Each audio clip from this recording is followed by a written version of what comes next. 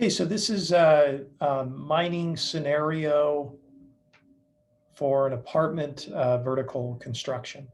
So we're just going to walk through the model of what this looks like when you're sizing something up, gathering the information of how you're going to end up making a decision, how you end up sizing it up, how you start forming your thought process when it comes to this. So the first thing is just to recognize that the transaction type is an apartment, it's vertical construction, something having to do with rentals in the normal sense. Could be single family build for rent, or a senior living rental facility, or just a traditional apartment construction.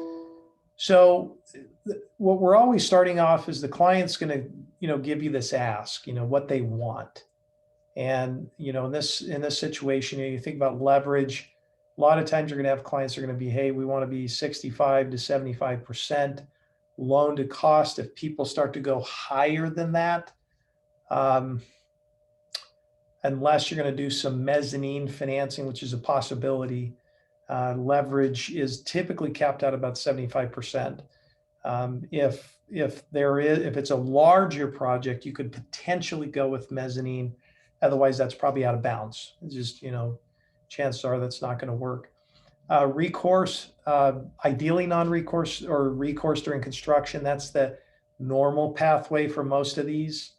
But there is the possibility to do non-recourse. But at the end of the day, it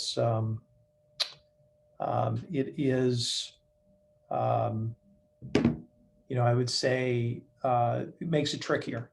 So if you go non-recourse, you're going to cut out all the banks pretty much, unless it's a really rare situation, because they don't like non-recourse, especially during construction. And you're going to move right into private. So that just has to be part of the conversation. Private is, you'll deal with some of the products down the road. Pricing, for a non-recourse situation, you're going to start to get into higher pricing, probably in the high, call it 7, 8, 9%, high single digits, low double digits, between points and fees and things like that. If you go into recourse, obviously you're going to be in the more normal range of whatever market is at the time. Happens to be probably in the 4 to 5% range. So just recognize that that's going to be a floating rate. During construction, it'll be interest only, and it'll be built into the budget. Timing, these things generally need to be done in 60 to 90 days. If you get more than that, that's great. But, if we go private for a apartment construction, then, we're probably in good shape to get something done in 45 days. But just so you know, that's probably where you need to be. So that might be the ask, typically with those elements in mind. The asset type, you're going to be looking at location is a big deal. Obviously, we're dealing with apartments. You're going to be talking about, how many units, what's the unit mix, 2 1s, 2 2s, 1 bedroom, studios. Those are the types of things you're going to be dealing with. And then, is it individually metered? Is it master metered? Those are the elements of the asset type that you're going to be dealing with. What's the construction budget for this project that you're going to do? What's the square footage? How big is the lot? All these things you're going to ask to understand the asset type. But the cash flow, which is a really big deal on things, is going to be projection based. So it's all based on projections. It's all based on what it is that you're looking for to understand the cash flow is always going to be on a projection-based deal. So once you kind of understand the asset type, the location, and how that affects you, major metropolitan area is a big deal. You get into smaller markets like a sub-market of a Phoenix, a Prescott, or wherever, you're really going to be dealing with the leverage coming down when that happens, and you shrink the amount of lenders, because anytime you go into a smaller market, it's higher risk. Rents tend to be lower. It's not as accessible. It's not as liquid. So just expect that major metropolitan suburban areas, those are the optimal. Then if you start to go out into peripheral markets, it starts to affect your leverage and the lenders that will do the deal. So the client reality, you're trying to get a sense for their experience. Is it good?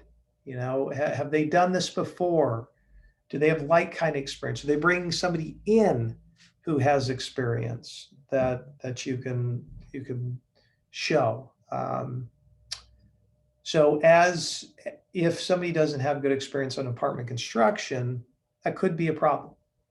You're going to shrink the pool of lenders. You're going to have to increase the amount of equity on those things. So experience is really going to have a major impact on what you're going to do with a apartment construction.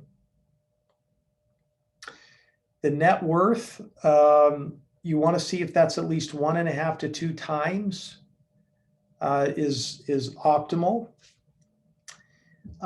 If you start deviating from that, that could have an effect. You want to see how much cash liquidity they have. Do they have 6 months of reserves outside of everything that they close? If the answer is yes, that's positive, and you want to definitely lean into that as a positive thing. If they have very little cash reserves, that could be a problem. Could kill a deal, could lose a lender on it. So you just want to understand, what their liquidity position is and their net worth. Client outside cash flow, big deal. If they don't have it, doesn't kill the deal, but could shrink the lenders, could cause something to have to come in with more equity. It's just higher risk. If they don't have a secondary source of repayment with a lender, that's something that you want to address.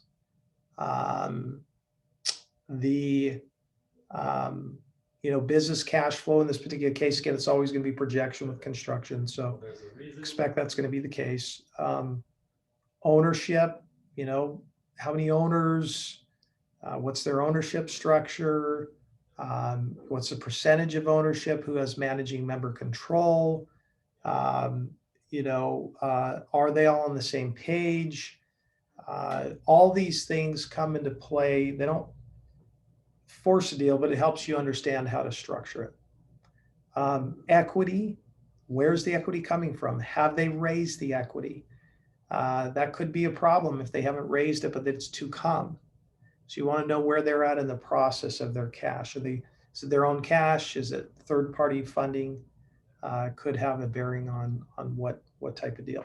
So in this particular situation where you have something that's more non-recourse, they're trying to get 70-75% leverage, just expect that you're probably going to have to go with a private lender.